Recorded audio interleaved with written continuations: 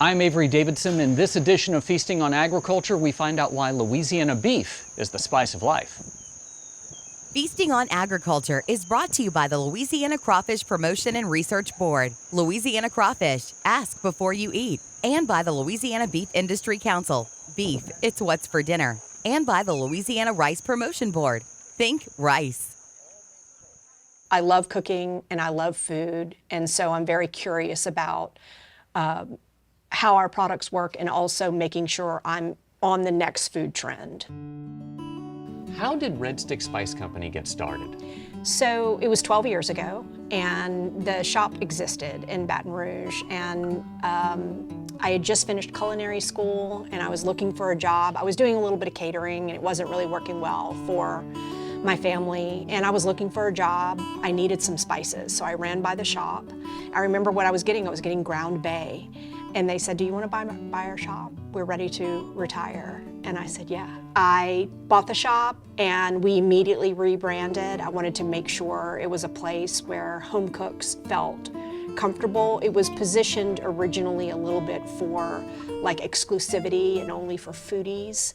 And that was a big term at the time. We've kind of gotten away from that in the last 12 years. And I knew immediately I needed the home cook to feel comfortable in the shop and to get back to home cooking, because at the time,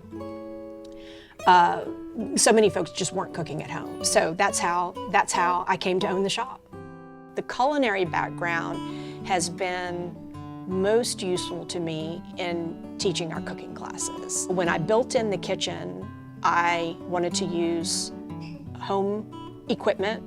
It looks just like a home kitchen, and I wanted to make sure all the recipes, while they are interesting and complex, they are also very, very doable at home. So that culinary background has served me really, really well in designing a program here in this teaching kitchen that does its job every time. The dish you're going to make for us today is something that's really accessible. Tell me a little bit about this steak dish. So this dish is garlic butter steak bites.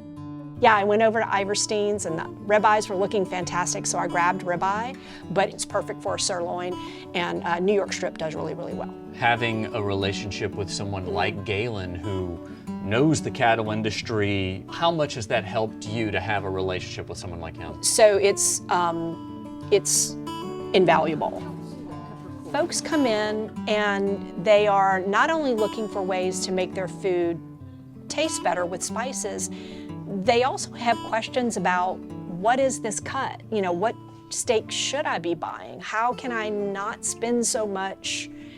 You know, I have a family of 6, and, you know, to be able to connect them, or I just don't have time to go grocery shopping, to connect them with Allison Guidros and get on their CSA program, and connect them with Galen to be able to go over there and talk to a knowledgeable butcher about the cuts and the why of why they cut things the way they do.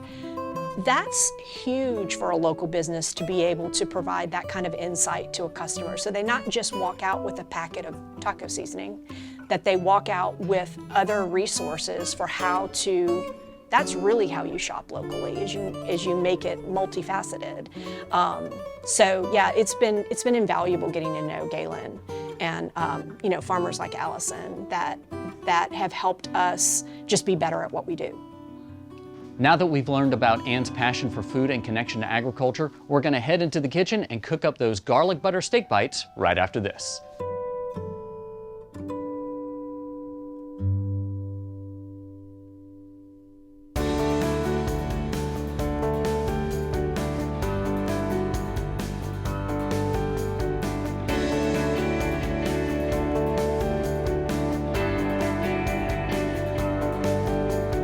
Thanks for staying with us here on This Week in Louisiana Agriculture, as now it's the feasting part of Feasting on Agriculture. And Ann, we're going to be making these wonderful garlic butter steak bites. Yeah, super simple, but the most important part of this dish happened before you arrived. Oh, wow, okay. So early seasoning, early salting, dry brining, sort of all mean the same thing. Different people use different terms. Is really important when it comes to most every protein.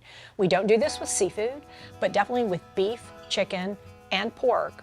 We season as early in the day or maybe even the day before, wow. as we possibly can. We're gonna manage our heat. There goes our butter. We wanna melt it. I'm gonna it brought my heat down just a little bit. I'm gonna bring my heat up a little bit because I wanna hear a nice sizzle when these steak bites go in. I do this when I have a crowd.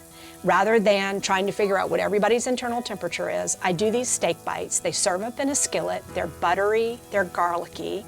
I serve them with either mashed potatoes or pasta. It's great with polenta, or you can just serve it with bread for sopping up that garlicky, buttery goodness. I'm gonna leave those alone at least for 3 minutes, okay. 3 to 4 minutes. How tough is it for some people to just walk away and say, I'm not going to touch this for 3 minutes? We see it all the time. The protein goes down and they're immediately like looking for their utensil. They want to turn it, they want to poke it, we want to prod it, and we say, just leave it alone. Resisting that urge to move it is what helps that Maillard reaction happen, that golden brown color that we want on food. It can't happen if there's too much movement. Let's get the garlic in.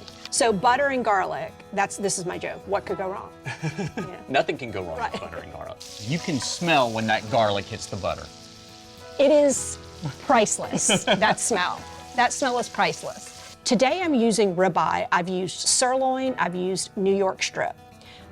And you're forgiven if you go toward the medium well mark because there's so much flavor in that garlic butter and they're smaller bites.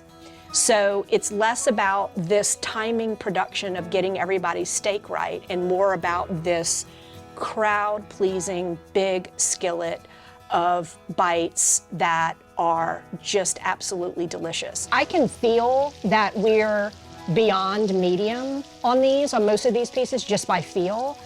With an instant read thermometer, a probe thermometer, you want to be 145 to 150. Gotcha. And then you're good to go. And then I just shut the heat off. A lot of times we'll have bread. We're about to do some mashed potatoes, and I just serve right from the skillet. Right from the skillet? Yeah. I mean, it's perfect for serving. So, Yeah. I mean, why not? All right. So we're gonna do a rustic smashed potato, and I'm gonna use our garlic jalapeno olive oil.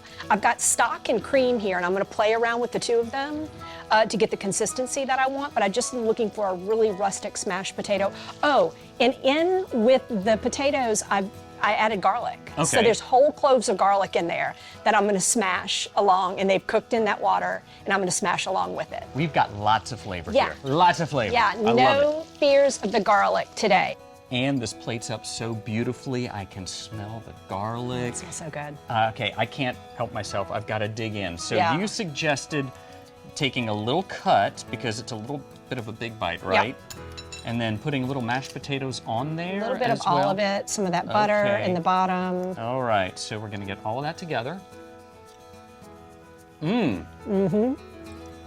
one, this is so tender. Like, I was surprised by how tender it was considering how much of a crust it got on the outside of it. Right. I get the tarragon, I get the garlic, and I get the butter. And wonderful? this is amazing. And then the mashed potatoes just add that little creaminess to it. Wow, where'd you Really, think of really this? good. How'd you come up with this? So simple. I think we were done start to finish under 15 minutes. Yeah. You know, you have your only salting time, you've got to make some mashed potatoes, but definitely really, really quick, and that skillet serves a crowd. Well, and you made Louisiana Beef sing today. I mean, this is absolutely awesome. Thank you so much for joining us on Thank you. Feasting on Agriculture. Now, if you'd like to learn more about Red Stick Spice Company or Galen Iverstein and his beef, you can visit our website at twilatv.org. I'm going to keep shoving this in my mouth, and we'll see you next time. Feasting on Agriculture was brought to you by the Louisiana Crawfish Promotion and Research Board, Louisiana Crawfish, ask before you eat, and by the Louisiana Beef Industry Council, beef, it's what's for dinner, and by the Louisiana Rice Promotion Board. Think rice.